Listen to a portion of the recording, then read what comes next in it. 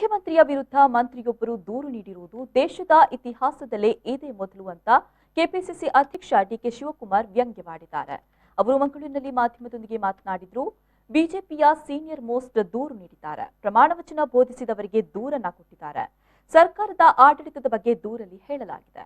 ಸಂವಿಧಾನದ ನಾಯಕನಿಗೆ ಮಂತ್ರಿ ಪತ್ರ ಬರೆದು ಸಿಎಂ ವೇಳೆ ವಿಶ್ವಾಸ ಇಲ್ಲ ಅಂತ ಹೇಳಿದ್ದಾರೆ.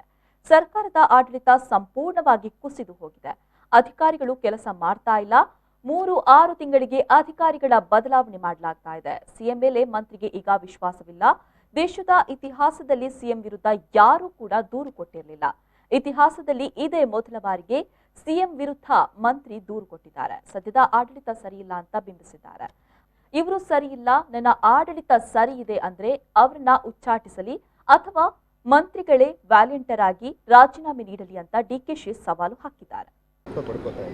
ಪತ್ರ ಅಲ್ಲ ರೀ, it is not A letter. ಇದು ಒಬ್ಬ ಸೀನಿಯರ್ ಮೋಸ್ಟ್ ಕ್ಯಾಬಿನೆಟ್ ಮಿನಿಸ್ಟರ್ ಸರ್ಕಾರದ ಆಡಳಿತದ ಬಗ್ಗೆ, ಸರ್ಕಾರ ಏನು ನಡೀತಾ ಇದೆ ಅಂಥೇಳಿ ಬಿಚ್ಚಿ ಯಾರು ಪ್ರಮಾಣ ವಚನವನ್ನು ಬೋಧನೆ ಮಾಡಿದ್ರು ಅವ್ರಿಗೆ ಪತ್ರ ಬರೆದಿದ್ದಾರೆ.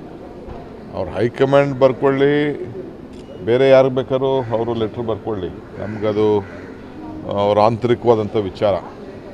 ಆದರೆ ಇಲ್ಲಿ ಒಬ್ಬ ಕಾನ್ಸ್ಟಿಟ್ಯೂಷನ್ ಹೆಡ್ಗೆ ಒಬ್ಬ ಮಂತ್ರಿ ಚೀಫ್ ಮಿನಿಸ್ಟರ್ ಮೇಲೆ ಕಾನ್ಫಿಡೆನ್ಸ್ ಇಲ್ಲ ಅಂತ ಹೇಳಿದ್ದಾರೆ. ನಾವು ಅದಕ್ಕೆ ಹೇಳಿರೋದು, ಅಡ್ಮಿನಿಸ್ಟ್ರೇಷನ್ ಫುಲ್ಲು ಕೊಲ್ಯಾಪ್ಸ್ ಆಗಿದೆ. ಆಫೀಸರ್ಸು ಕೆಲಸ ಮಾಡೋಕ್ಕಾಗ್ತಾಯಿಲ್ಲ. 3 ತಿಂಗಳು 6 ತಿಂಗಳಿಗೆಲ್ಲ ಆಫೀಸರ್ಸ್ಗಳೆಲ್ಲ ಬದಲಾವಣೆ ಆಗ್ತಾಯಿದ್ದಾರೆ.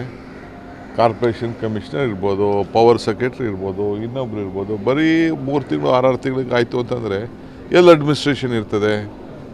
ಸೊ ಇದೆಲ್ಲ ಬಿಂಬಿಸ್ತಾ ಇದೆ.